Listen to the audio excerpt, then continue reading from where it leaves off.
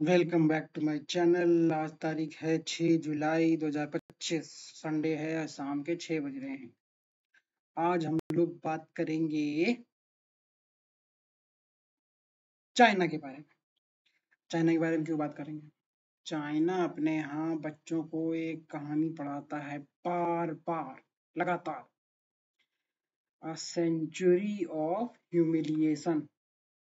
ठीक, यानी कि पूरा 100 साल जब हमको बेइज्जत किया गया, लूटा गया, बर्बाद किया गया। तो ये शुरू कब होता है? ये शुरू होता है 1840 से। खत्म कब होता है? 1940 में, जब चाइना आजाद हो गया। तो 100 साल हो गए। अब चाइना फंसा कैसे? चाइना जो है चाय बेचता था, है ना। ये जो चाय है, इस समय लोग इतना फेमस हो रखे हैं, पी पी के लोग पगलाए रखे हैं। चाय के बिना नींद नहीं आती है, वो नहीं होता है। वैसे ही पहली पहली बार चाय मिली चाइना से अंग्रेजों को। वो ले गए अपने देश, खूब बेचा, खूब पैसा पाया। कर देखते देखते वहां के जो रॉयल्स थे वो उसके आदी हो गए। रॉयल्स में बड़े लोग, अमीर लोग जो उसके आदी हो गए। खूब पैसा बनाया अंग्रेजों ने। तो चाइना की सरकार ने वहां पे एक नियम लगा दिया कि आप सिर्फ और सिर्फ चांदी देकर ही हमको खरीद सकते हैं यहाँ पे चाय। है किन डायनेस्टी में, QUIN, किन डायनेस्टी में। ठीक भाई, खूब व्यापार बढ़िया चल रहा था। लेकिन धीरे धीरे चांदी हो गई खत्म ब्रिटिश सरकार के पास। अब ब्रिटिश सरकार क्या करे? तो ब्रिटिश सरकार ने बदतमीजी करना शुरू किया। भारत में ओपियम उगवाया। ठीक है, ये जो टकला महात्मा गांधी चंपारण में गया था इंडिगो के लिए धरना देने, इसको असल में ओपियम के खिलाफ धरना देना था। पर क्योंकि ये अंग्रेजों का एजेंट था, इसलिए इसने इंडिगो के खिलाफ, यानी कि नील की खेती के खिलाफ जो है धरना दिया। ये था अंग्रेजों का एजेंट। तुम लोग चाहे मानो चाहे ना मानो, मैं मानता हूँ। तो फिर जो है यहाँ से इन लोगों ने ओपियम खरीदा ढेर सारा और बेच दिया। कहाँ पे? आपके चाइना में। अब चाइना में जब बेचा ओपियम, तो वहां के लोग जो है उसके लती होने लगे धीरे धीरे। तो उन्हीं से चांदी खरीदते थे, उनको ओपियम बेचते थे, और उससे वो खरीदते थे, क्या नाम आपका, चाय पत्ती, और ले जाके लंदन में बेचते थे। भाई खूब पैसा कमाते थे। तो वहां के लोग जब लती होने लगे, तो वहां की सरकार ने कहा घुसो, हम तुमसे जो है तुम्हारे ऊपर हमला करेंगे। तुम लोग बहुत दिन से साले जो है चाइना को बर्बाद कर रहे हो, हम नहीं खरीदेंगे ओपियम। नहीं, हमारे यहाँ के लोग लती होते जा रहे हैं, सब पागल होते जा रहे हैं। इस चक्कर में उन लोगों ने हमला कर दिया। एक जो शिपमेंट आया था अंग्रेजी अफसरों का, उसके ऊपर, और उस शिप को भी आग लगा दी। उसमें बहुत सारा ओपियम था, उसमें भी आग लगा दी। अब चाइना क्या नाम है, अंग्रेजों ने भारत से बहुत बड़ी फौज इकट्ठा करी। इसीलिए चाइना वाले भारत से भी नाराज हैं। लेकिन ये चूतिया लोगों को ये नहीं पता है कि हम लोग तो खुद राजा थे ही नहीं, है ना। हम लोग को तो भाई खुद ही गुलाम थे हम लोग। तो अंग्रेजों ने बहुत सारे लोगों को यहाँ से इकट्ठा किया 1840 में, है ना। और यहाँ से लेके गए चाइना और उन पे हमला कर दिया भाई। उसमें पैसा कम था, जो भी लालच दिया हो, तुमको ये देंगे, तुमको वो देंगे, करके हमला कर दिया। अब चाइना जो है वो थोड़ा मॉडर्नाइज नहीं हो पाया था भाई। उसके पास तोपें थी लेकिन बंदूक नहीं थी, है ना। तो उससे फिर वो हार गया भाई। फिर इन लोग की राजधानी ले गए, उन लोग को वहां पे लिखवा लिया कि हांगकांग हमारा है हांगकांग। इसीलिए लड़ाई चल रही थी। हांगकांग में देख कचरा है, चीन ने घुसे घुसा मारा है, सारी डेमोक्रेसी की जो है घुसेड़ दी। ठीक है, उसके बाद हांगकांग लिखवा लिया और 4-5 जगह लिखवा ली और खूब बेइज्जती करी इन लोग की। भाई हो गई ट्रीटी 1840 में। फिर इन लोगों ने खूब लूटा खाया, खूब ओपियम बेचा, वहां पे सबका परेशान किया।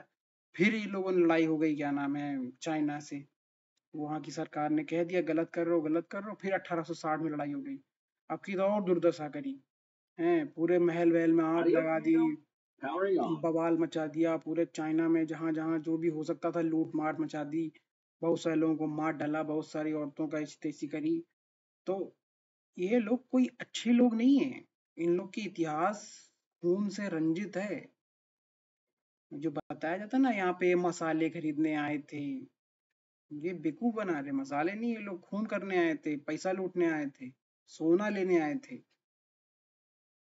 ठीक है, तो फिर इन लोगों ने ऐसी तैसी करी इन लोगों की।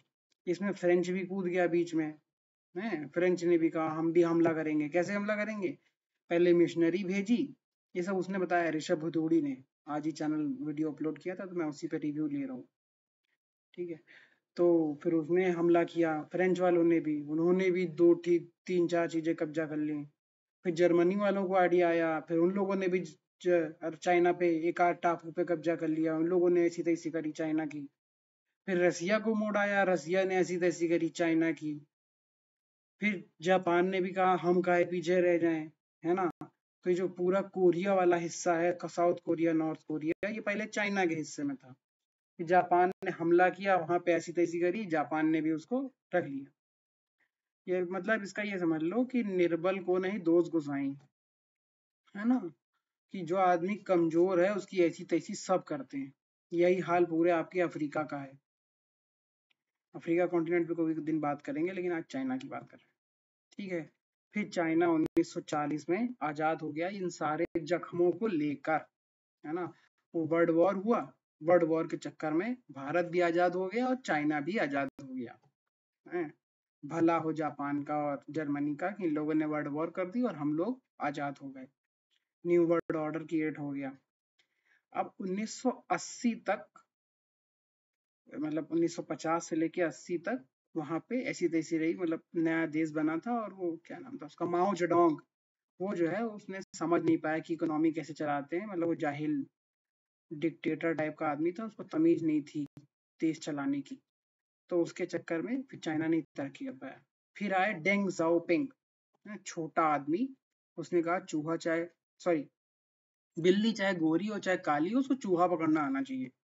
मतलब कि उसने कह दिया सिद्धांतों की ऐसी तैसी, चाहे हम कम्युनिस्ट बने चाहे कैपिटलिस्ट बने, हम लोग का काम चलना चाहिए, हम लोग अमीर बनने चाहिए, हम लोग गरीब नहीं रहने चाहिए। अब उसी जापान ने इनकी मदद कर दी। ठीक, वो जो सेंजन जगह है वहां पे इन लोगों ने फिर फैक्ट्रियां लगाना शुरू किया, सस्ता माल बनाना शुरू किया, क्योंकि जापान में जगह नहीं हो रही थी। मतलब जो जो जो जो जो आपका लेबर कॉस्ट थी वो बहुत ज्यादा थी, और अमेरिका वाले जो हैं जापान को परेशान भी कर रहे थे। इस पे जापान पे कभी 3 और वीडियो बनाएंगे। पर ये समझ लो जापान जो है अमेरिका से परेशान था, उसको बदला लेना था अमेरिका से, तो उसने चाइना को मदद कर दी और वहां पे फैक्ट्रीज लगाना शुरू कर दिया। आपकी मेट्रो वेट्रो की भी टेक्नोलॉजी दी, जो बहुत बाद में चल के वो आपकी बुलेट ट्रेन बनी है, बट स्टार्टिंग में तो फैक्ट्रीज ही थी। और चाइना ने, मतलब डेंग जाओपिंग ने शहर के अंदर फैक्ट्री नहीं लगाई, शहर के बाहर जंगल में फैक्ट्री लगाई। तो मतलब जिसको जाना हो, है ना, कम्युनिस्ट सिस्टम में जिसको रहना हो वहीं मरो साले, कोई दिक्कत नहीं। जिसको कैपिटलिस्ट बनना हो, जिसको मजदूरी करनी हो, जिसको अमीर आदमी की मजदूरी करनी है, वो वहां पे जाए बस, है ना। तो इस तरीके से उन्होंने बनाया, भाई सब वहां अमीर होने लगे धीरे धीरे सेंजन में। आज सेंजन जो है पूरे दुनिया से 50 साल 15 साल आगे चल रहा है। टेक्नोलॉजी को ले लो, आपकी कनेक्टिविटी को ले लो, इंटरनेट को ले लो, वहाँ की क्वालिटी ऑफ लाइफ को ले लो, सिक्योरिटी को ले लो, है ना। तो लेकिन इन सब के बीच में एक चीज नहीं भूलना चाहिए कि चाइना ने भूला नहीं अपने पुराने गम, 100 years ऑफ ह्यूमिलिएशन। जैसा कि हम लोग को नहीं भूलना चाहिए 100 years ऑफ ह्यूमिलिएशन। वो बैटल ऑफ बक्सर से लेके और 1947 में इंडिपेंडेंस तक हम लोग को भी ये चीजें भूलनी नहीं चाहिए। आज चाइना लोगों की आंखों में किरकिरी बन रहा है, पर चाइना के साथ इन लोगों ने 100 साल पहले क्या किया था, इसका भी इतिहास लोगों को जानना चाहिए। चाइना अपने जख्मों से इस तरह का बिहेवियर उसने वो किया है। ठीक है, तो ठीक है कि वो आज भारत के खिलाफ है, पर वो भारत के खिलाफ नहीं है, वो अपनी तरक्की में आने वाले रोड़ों के खिलाफ है। वो अमेरिका होगा तो अमेरिका के खिलाफ है, वो जापान होगा तो वो जापान के खिलाफ है। अभी रसिया उसके साथ है तो वो रसिया के अभी साथ चल रहा है, कल को हो सकता है रसिया के भी खिलाफ जाए, क्योंकि उन जख्मों में एक जख्म रसिया का भी था, भारत का था नहीं, लेकिन वो उल्लू पट्टा मानता है कि भारत का जख्म है। तो एक छोटा सा रिव्यू था इस दूरी के चैनल पे। आज ही वीडियो आया था, चाइना ने कैसे 100 साल में तरक्की करी है और 100 साल में कैसे बुराई देखी थी, तो मैंने भी बना दिया। चलो।